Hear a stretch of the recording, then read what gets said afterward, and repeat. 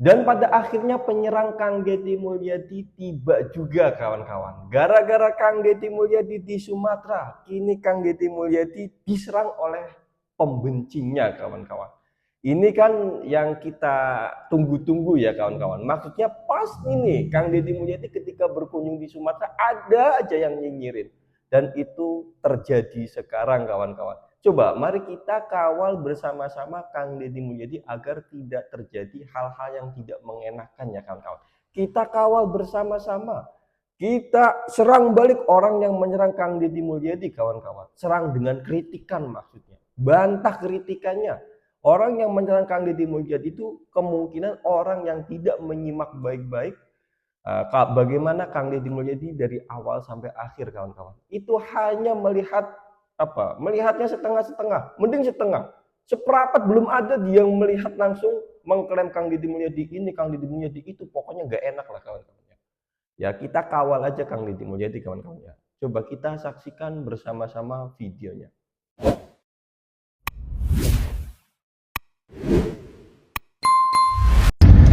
Nih buat para pejabat nih ya, kalau lo pengen ngasih bantuan ya, ngasih bantuan tuh yang elegan ya. Lo datang ke lokasi bencana ya, lo salurkan bantuan lo. Setelah semua dapat masyarakat, baru lo bikin konten ya. Lo bikin konten sebagus-bagusnya, sampaikan prihatinnya. Sebagai pejabat, saya datang ke sini untuk melihat kalian semua.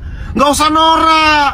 Mau berangkat konten, pakai spanduk. Di dalam pesawat konten, di helikopter konten, turun pesawat konten, ngangkat beras konten. No, traktor lo angkat traktor. Biasa aja, nggak usah lebay. Rakyat muak liatnya.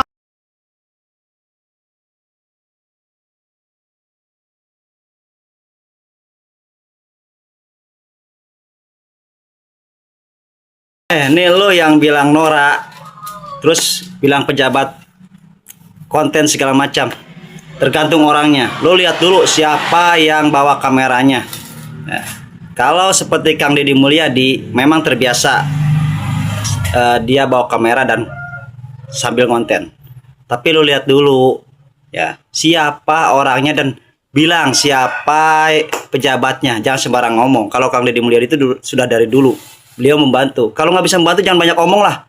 Kalau lu nggak bisa bantu orang nggak usah banyak omong. Terus kalau di bawah kamera segala macam itu kita lebih tahu dan transparan. Sekarang KDM ini dapat uang tuh 7 miliar ya. 7 miliar 7M buat bantuan. Dan kita lihat, kita tahu uang itu dibelanjakan, lebih transparan. Beliau langsung belusukan belanja ke agen, ke distributor. Beliau langsung ya tanpa ada tangan ketiga disuruh belanja. Beliau langsung ke lokasi belanja. Makanya kita tahu dari kamera ini. Coba kalau tidak ada kamera, kita tidak tahu uang itu dibelanjakan tidaknya. Justru tidak ada kamera, sembunyi-sembunyi ini yang bahaya. Yang sembunyi ini yang bahaya ya. Yang bahaya, yang tidak transparan. Kita tidak tahu uang itu dibelanjakan berapa-berapanya. Kita tidak tahu. Justru dengan adanya kamera, kita tahu kegiatan-kegiatan pejabat kita. Ya, kita lebih tahu lagi semacam anggaran dan segala macam lebih terbuka. Seperti Kang Deddy Mulyadi, Gubernur Jawa Barat. Nah, lu jangan ngomong sembarangan ya. Minimal kita tidak bisa membantu orang, janganlah menjelek-jelekan orangnya. Kalau memang ada toh yang begitu, pejabat yang tiba-tiba bawa kamera atau dia tidak, itu sebutkan orangnya. Gak usah lu ngomong keluar-keluar segala macam. Sebutin saja orangnya siapa ya. Guys, di VT saya yang mengkritik rencana kehadiran KDM di lokasi bencana di Sumatera, banyak fansnya yang ngebully saya. Inilah yang disebut dengan cinta buta. Sudah jelas salah, malah dibela. Sekarang pertanyaan saya simpel saja. Apa manfaat masyarakat terdampak bencana dengan kehadiran fisik KDM? Ya nggak ada. Yang mereka butuhkan itu bantuan makanan, pakaian, obat-obatan, BBM, tim evakuasi. Lah KDM kompetensinya apa di lokasi bencana? Yang ada cuma bikin susah. Kalau pejabat Pemprov, Pemkat, Pemkot, ya serta yang terkait di sana jelas kewenangannya, ya punya fungsi pengawasan, koordinasi. Lah dia kan sudah di luar wilayahnya, kewenangannya di Jawa Barat. Menko Zulkifli Hasan saja yang masih terkait dengan kewenangannya menyalurkan bantuan pemerintah dibully sama warganet karena pencitraan. Lah ini Gubernur Pulau Jawa mau ikutan nyari panggung. Heran gitu sama pendukungnya. Sudah jelas salah masih saja dibela, kan kocak. Saya memikirkan perasaan warga Jabar yang bernasib sama sebagai korban banjir. Gimana perasaan mereka? Kok kami seperti diacuhkan, padahal KDM dipilih dulu untuk ngurusi Jawa Barat, bukan Sumatera. Kok jadi begini? Ini saran saya ya, buat Mendagri, Bapak Tito Karnavian. KDM jangan dikasih izin. Bayangkan, kalau diberi izin, lalu gubernur se-Indonesia melakukan hal yang sama. Apa nggak kacau? Yang penting bantuannya sampai. Apalagi, menurut BMKG, cuaca ekstrim akan merambat ke banyak wilayah di Indonesia. Jadi, setiap kepala daerah bisa prepare. Jadi nggak ada tuh yang modelan KDM sok-sok pencitraan. Secara diam-diam ternyata Bapak Anies menyumbangkan dana untuk bencana banjir yang ada di Aceh dan di Sumatera sebanyak 300 triliun. Tapi bohong.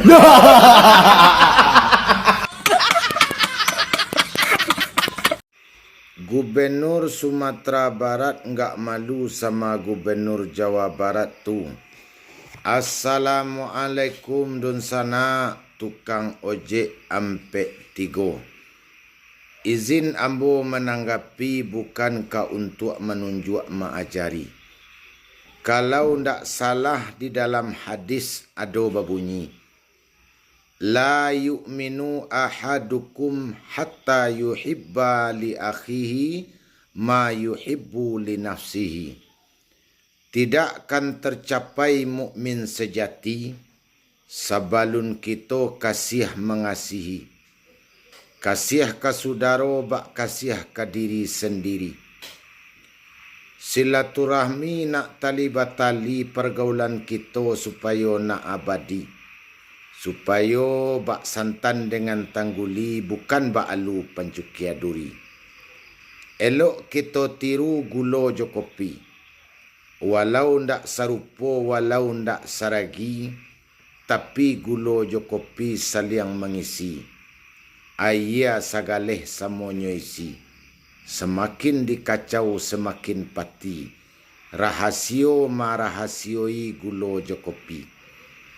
Begitu jua dengan Bapak Kang Deddy Mulyadi dengan Buya Maheldi. Walaupun berbeza provinsi, tapi beliau saling mengisi. Ndak elok komentar seperti ini. Cuba inok manuangkan pantun kau untuk kanti. Dari Padang ke Bukit Tinggi jalannya banyak basimpang termasuk simpang 8 ada di sana. Kok datang bana bugih dari Delhi mereken usah kita buang isu kok ada kagunanya. Assalamualaikum. Kayunya ada nomornya.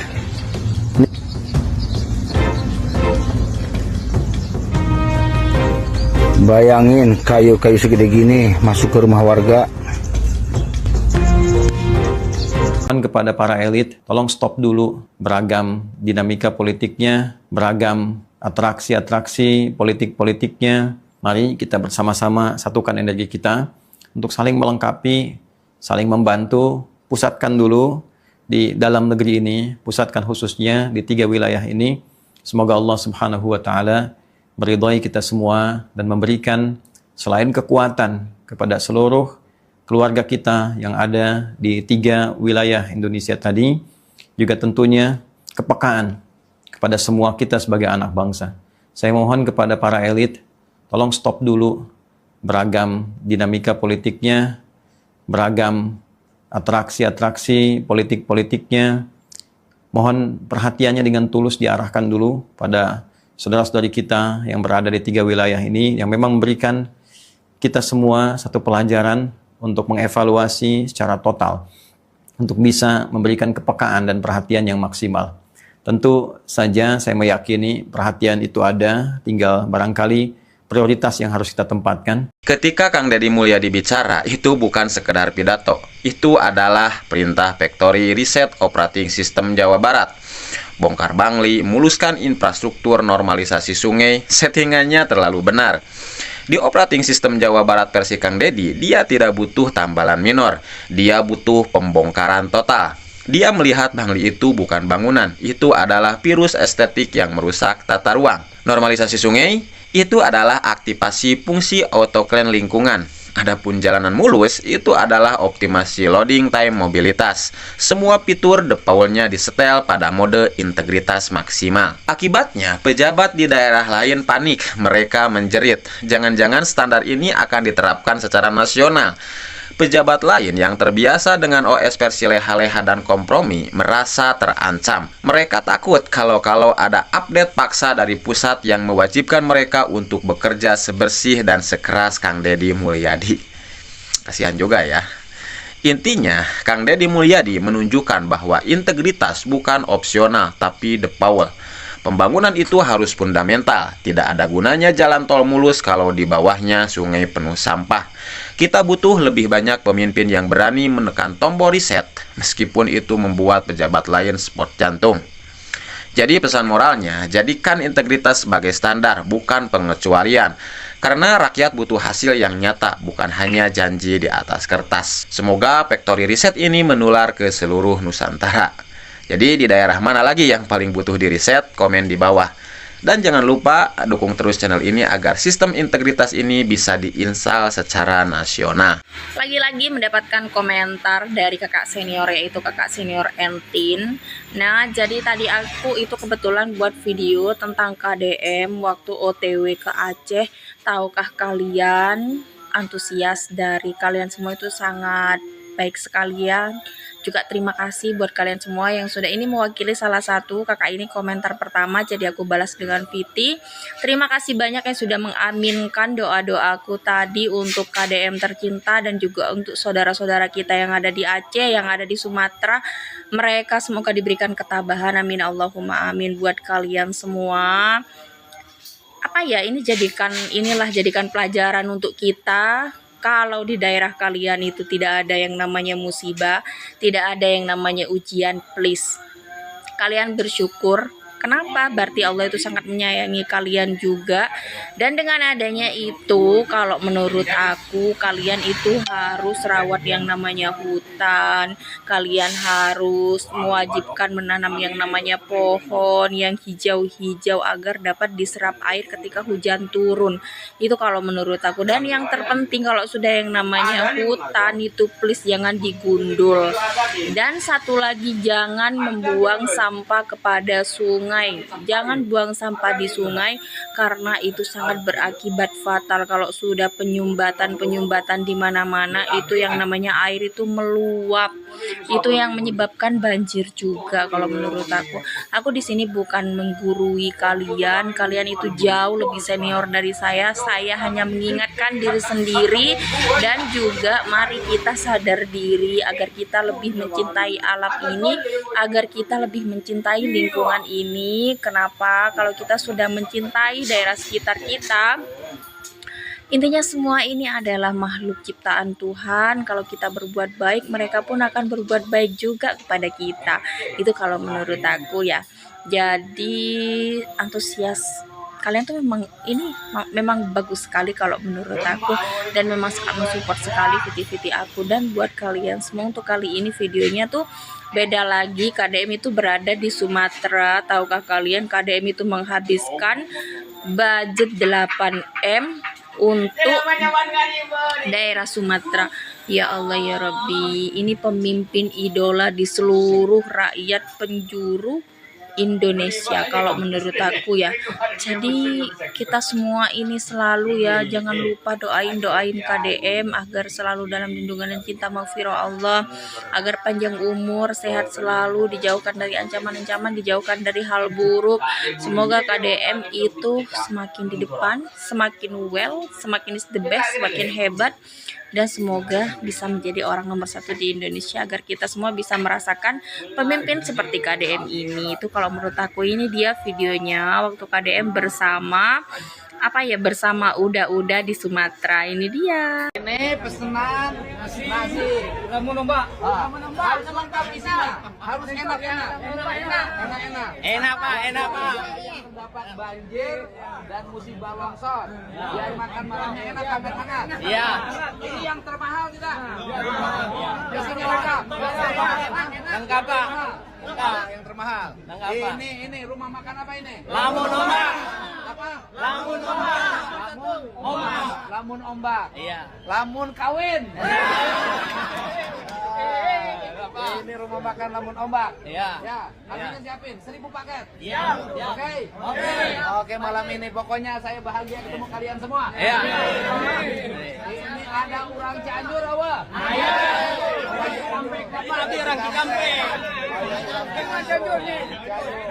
Mana yang orang awak? Orang awak.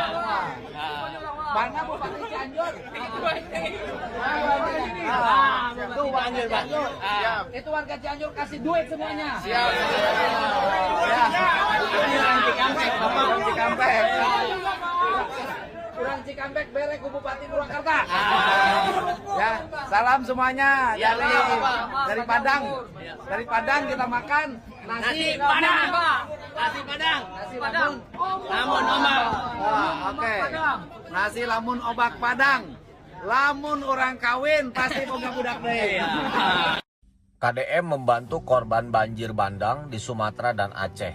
Membawa 7 miliar hasil donasi, KDM turun langsung ke lapangan menyewa pesawat Susi Air. KDM disambut dengan antusias dan bahkan ada yang memanggilnya Bapak Aing. KDM langsung belanja mie instan, pop mie, sarden, dan alat-alat kebutuhan untuk mandi. Luar biasa tindakan nyata dan kepedulian serta kesigapan KDM untuk membantu saudara-saudara kita yang terkena bencana. Ingat ya, ini bukan pencitraan. KDM setiap hari ada di tengah-tengah masyarakat. Bencana ini memberikan peringatan kuat agar alam benar-benar dilestarikan dan tidak hanya dieksploitasi. Beredar pula video-video KDM yang selalu lantang dan tegas berbicara keras tentang kelestarian hutan. Kami dari Jawa Barat memberikan semangat dan bangkitlah untuk semua warga yang terdampak banjir bandang. Pesan untuk KDM, jangan lupa juga untuk turun membantu korban banjir dan menyelesaikan masalah banjir di Jawa Barat. Salam Bobotoh KDM. Assalamualaikum, Sampurasun, Wilujeng Enjing, wargi Jabar, dan seluruh warganet dimanapun berada. Mengenai beberapa peristiwa yang terjadi di Jawa Barat, yang pertama, rob yang terjadi di wilayah Mayangan, sekarang sudah mulai surut lagi karena itu peristiwa yang biasa terjadi di pinggir pantai. Ketika air lautnya tinggi, pasti ada genangan-genangan yang terjadi. Kan kemudian saya sudah berkoordinasi dengan Bupati Subang untuk mengantisipasi berbagai kemungkinan. Yang kedua, 4 rumah yang terbawa arus di daerah Cisalak karena ada longsor, masyarakatnya sudah diungsikan dan rumahnya nanti akan diganti dan direlokasi karena daerah tersebut daerah rawan longsor diakibatkan tanah yang labil dan memang hutan yang sudah tidak stabil lagi. Kemudian sawah yang terendam di wilayah Kabupaten Bandung Barat karena meluapnya air sungai, dan tentunya ini menimbulkan kerugian bagi pemilik sawah. Pemerintah provinsi nanti akan membantu memulihkan. Dan kemudian banjir di berbagai tempat di wilayah Kabupaten Bandung, itu saya koordinasi dengan bupatinya. Saya sampaikan bahwa alih fungsi lahan yang terjadi di daerah Ciwidey dan Pangalengan itu memiliki dampak yang cukup kuat bagi meningkatnya arus air. Untuk itu, pihak yang menebang berbagai pohon teh dan pohon-pohon lainnya yang mengalih fungsikan menjadi perkebunan sayur, saya ingatkan, ini dampak yang terjadi akibat apa yang dilakukan oleh saudara-saudara. Dan semoga para pelaku yang kemarin melakukan perusakan seluas 160 hektar segera ditahan. Dan kemudian juga harus dihentikan alih fungsi lahan, dirubah menjadi tempat-tempat rekreasi, di mana daerah-daerah yang seharusnya menjadi resapan air berubah menjadi bangunan-bangunan yang berjejer, baik bangunan resmi maupun tidak resmi. Serta masih banyaknya masyarakat yang tinggal di daerah sepadan sungai dan di daerah aliran sungai, sehingga ketika airnya naik sungainya maka terjadi rendaman yang sangat tinggi.